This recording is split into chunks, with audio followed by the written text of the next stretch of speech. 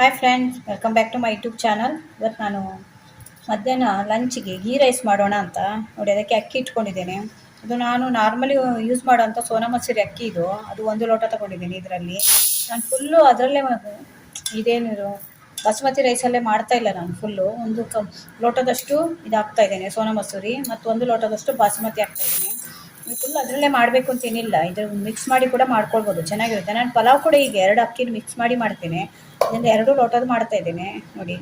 ಇದು 1 ಲೋಟ ಸೋನಾ ಮಸೂರಿ, ಇದೊಂದು ಬಾಸುಮತಿ ರೈಸು, ಇದೊಂದು ಲೋಟ. ಇವಾಗ ಎರಡನ್ನು ಇವಾಗ ಚೆನ್ನಾಗಿ ತೊಳ್ಕೊಂಡು ನೆನೆಸಿ ಇಟ್ಕೊಳ್ತೇನೆ. ನಾವು ಗೀ ರೈಸ್ ಮಾಡೋ ಮೊದಲು ಒಂದು 10 ನಿಮಿಷ ಮೊದಲು ಇದನ್ನು ನೆನೆಸಿ ಇಟ್ಕೊಂಡ್ರೆ ನಿಮಗೆ ಉದುರಾಗಿ ಬರುತ್ತೆ ಅಂತ ಅಷ್ಟೇ. ಇವಾಗ ನಾನು ತೊಳ್ಕೊಂಡು ಬರ್ತೇನೆ ನೋಡಿ. ಅಕ್ಕಿ ತೊಳೆದು ಇಟ್ಕೊಂಡಿದ್ದೇನೆ ನೋಡಿ. ಇವಾಗ ಬನ್ನಿ ಹೇಗೆ ಮಾಡೋದನ್ನು ತೋರಿಸ್ತೇನೆ. ಕುಕ್ಕರಲ್ಲಿ ಈಗ ಗೀ ರೈಸ್ ಮಾಡಲಿಕ್ಕೆ ಕುಕ್ಕರ್ ಇಟ್ಟಿದ್ದೇನೆ. ಕುಕ್ಕರಿಗೆ ನಾನೊಂದು ಸ್ಪೂನಷ್ಟು ತುಪ್ಪ ಹಾಕ್ತಾ ಇದ್ದೇನೆ. ನೀವೆಲ್ಲ ತುಪ್ಪನೇ ಹಾಕಬೇಕು ಅಂತೇನಿಲ್ಲ, ಎಣ್ಣೆ ಕೂಡ ಮಿಕ್ಸ್ ಮಾಡಿ ಹಾಕ್ಕೊಳ್ಬೋದು. ನಾನು ಸ್ವಲ್ಪ ಅದಕ್ಕೆ ಎಣ್ಣೆ ಕೂಡ ಹಾಕ್ತಾ ಇದ್ದೇನೆ. 1.5 ಸ್ಪೂನು ತುಪ್ಪ ಹಾಕಿದ್ದೇನೆ. 1.5 ಸ್ಪೂನಷ್ಟು ಎಣ್ಣೆ ಹಾಕ್ತಾ ಇದ್ದೇನೆ. 2 ಮಿಕ್ಸ್ ಮಾಡಿ ಹಾಕ್ಕೊಂಡ್ರೆ ಕೂಡ ಚೆನ್ನಾಗಿರುತ್ತೆ, ಅದೇ ಟೇಸ್ಟ್ ಬರುತ್ತೆ ನಿಮಗೆ. ಒಂದು ಸ್ವಲ್ಪ ಇವಾಗ ತುಪ್ಪ ಬಿಸಿ ಆಗಬೇಕು. ಇವಾಗ ತುಪ್ಪ ಬಿಸಿಯಾಗಿದೆ. ತುಪ್ಪ ಬಿಸಿ ಆದಮೇಲೆ ನಾನು ಇದಕ್ಕೊಂದು 2 ಲವಂಗ ಹಾಕ್ತಾ ಇದ್ದೇನೆ, ಒಂದು 2 ರಿಂದ 3, ಮತ್ತೊಂದು 2 ರಿಂದ 3 ಚಕ್ಕೆ ಹಾಕ್ತಾ ಇದ್ದೇನೆ, ಮತ್ತೊಂದು 2 ಏಲಕ್ಕಿ ಹಾಕ್ತಾ ಇದ್ದೇನೆ, ಮತ್ತೊಂದು 2 ಇದು ಮೊಗ್ಗು, ಇದು ಪೀಸು ಅದರದ್ದು, ಅದು ಹಾಕ್ತಾ ಇದ್ದೇನೆ. ಮತ್ತೊಂದು 2-3 ಪಲಾವ್ ಎಲೆ ಹಾಕ್ತಾ ಇದ್ದೇನೆ. ಮತ್ತೊಂದು 2 ರಿಂದ 3 ಹಸಿಮೆಣಸಿನ್ಕಾಯಿ ಹಾಕ್ತಾ ಇದ್ದೇನೆ. ಮತ್ತೊಂದು 5-6 ಗೋಡಂಬಿ ಬೇಕಾದರೆ ಹಾಕ್ಕೊಳ್ಬೋದು, ಇಲ್ಲ ಅಂದರೆ ಸ್ಕಿಪ್ ಮಾಡ್ಕೊಳ್ಳಿ. ಇದೊಂದು ಸಲ ಎಲ್ಲ ಚೆನ್ನಾಗಿ ಸ್ವಲ್ಪ ಬಿಸಿ ಆಗಬೇಕು ಮಸಾಲೆ ಎಲ್ಲ. ಒಂದು 1/4 ಸ್ಪೂನಷ್ಟು ನಾನು ಸೋಂಪು ಹಾಕ್ತಾ ಇದ್ದೇನೆ, ಜಾಸ್ತಿ ಬೇಡ, ಫ್ಲೇವರಿಗೆ ಚೆನ್ನಾಗಿರುತ್ತೆ ಸೋಂಪು ಹಾಕಿದೆ ನಿಮಗೆ. ಗೋಡಂಬಿ ಒಂದು ಸ್ವಲ್ಪ ಕಲರ್ ಚೇಂಜ್ ಆಗಬೇಕು, ಅಲ್ಲಿವರೆಗೂ ಉಟ್ಕೊಳ್ಳಿ ಒಂದು ಸ್ವಲ್ಪ. ಒಳ್ಳೆ ಘಮ ಬರ್ತಾ ಇದೆ. ಈ ಚಳಿಗೆ ಮಳೆಗೆ ಇದಕ್ಕೆ ಬಿಸಿ ಬಿಸಿಯಾಗಿ ಗೀ ರೈಸ್ ಮಾಡ್ಕೊಂಡು ತಿಂದರೆ ತುಂಬ ಚೆನ್ನಾಗಿರುತ್ತೆ. ಇವಾಗ ಒಂದು ಸ್ವಲ್ಪ ಕಲರ್ ಚೇಂಜ್ ಆಯಿತು ನಿಮಗೆ ಗೋಡಂಬಿ. ಇವಾಗ ಇದು ನಾನು ಬಟಾಣಿ ಬೇಯಿಸಿ ಇಟ್ಕೊಂಡಿದ್ದೆ, ಇದು ಡ್ರೈ ಬಟಾಣಿಯೇ. ಇದು ಕೂಡ ಆಪ್ಷನಲ್ಲು, ನಿಮಗೆ ಬೇಕಾದರೆ ಮಾತ್ರ ಹಾಕ್ಕೊಳ್ಬೋದು. ನಿಮ್ಮ ಹತ್ರ ಹಸಿ ಬಟಾಣಿ ಇದ್ದರೆ ಅದು ಕೂಡ ಹಾಕ್ಕೊಳ್ಬೋದು. ಈ ಡ್ರೈ ಬಟಾಣಿ ನಾನು ಬೇಯಿಸಿ ಇಟ್ಕೊಂಡಿದ್ದೇನೆ, ಅದನ್ನು ಹಾಕ್ತಾ ಇದ್ದೇನೆ.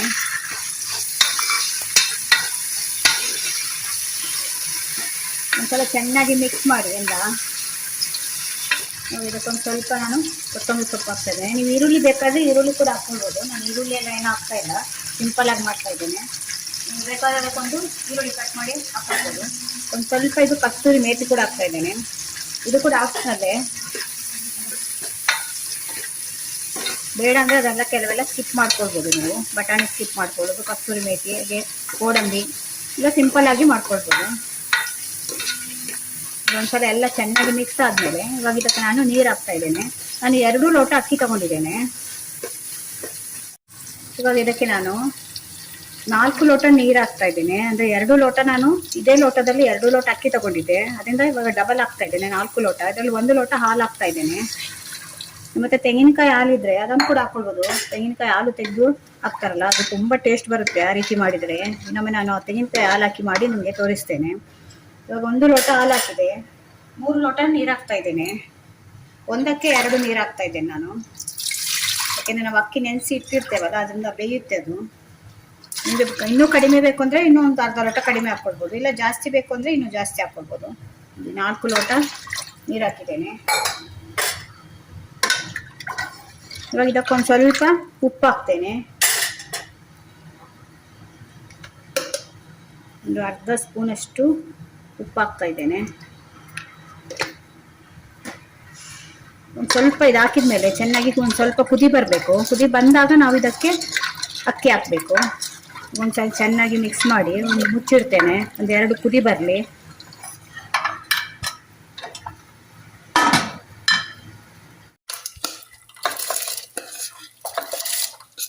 ಇವಾಗ ಕುದೀತಾ ಇದೆ ನೋಡಿ. ಇವಾಗ ಅಕ್ಕಿ ಹಾಕ್ತಾ ಇದ್ದೇನೆ. ನಾನು 2 ಲೋಟ ಅಕ್ಕಿ ತಗೊಂಡಿದ್ದೆ, ಅದಕ್ಕೆ 3 ಲೋಟ ನೀರು, 1 ಲೋಟ ಹಾಲು ಹಾಕಿದ್ದೇನೆ. ಒಟ್ಟು ಟೋಟಲ್ 4 ಲೋಟ ಹಾಕಿದ್ದೇನೆ.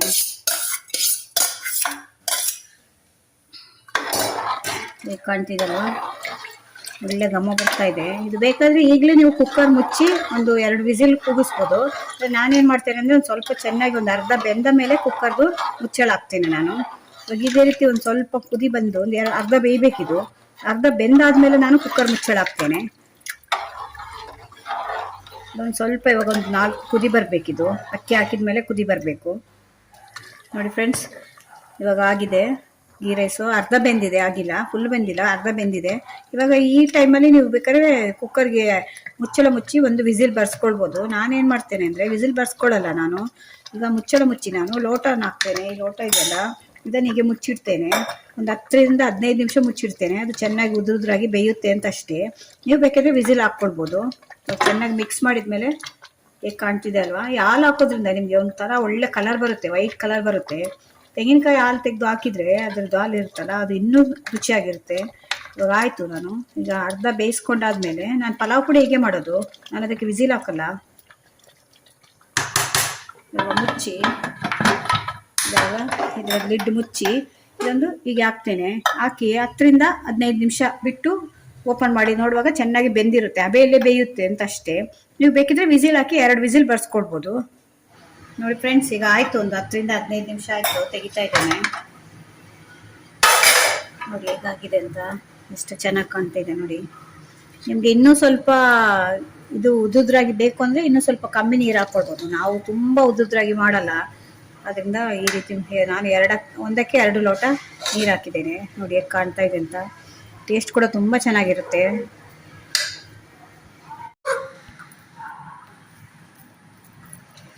ಫ್ರೆಂಡ್ಸ್, ಹೇಗಿದೆ ಅಂತ ತುಂಬ ಚೆನ್ನಾಗಿರುತ್ತೆ. ಇದಕ್ಕೆ ಸೈಡ್ ಡಿಶ್ ಆಗಿ ನೀವೇನಾದರೂ ಮಾಡ್ಕೊಳ್ಬೋದು. ನಾನು ಹಾಲು ಮತ್ತು ಇದು ಬಟಾಣಿದ್ದು ಕೂರ್ಮ ಮಾಡಿದ್ದೆ ನಾನು ಚಪಾತಿಗೆ ಅಂತ.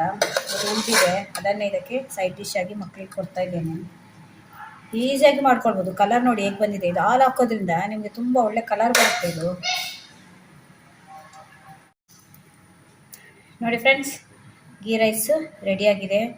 ಬಿಸಿ ಬಿಸಿ ಗೀ ರೈಸು ತಿಂದರೆ ತುಂಬ ಚೆನ್ನಾಗಿರುತ್ತೆ. ಚಳಿಗೆ, ಮಳೆಗಾಲಕ್ಕೆ ಈಸಿಯಾಗಿ ಮನೆಯಲ್ಲಿ ಮಾಡ್ಕೊಳ್ಬೋದು.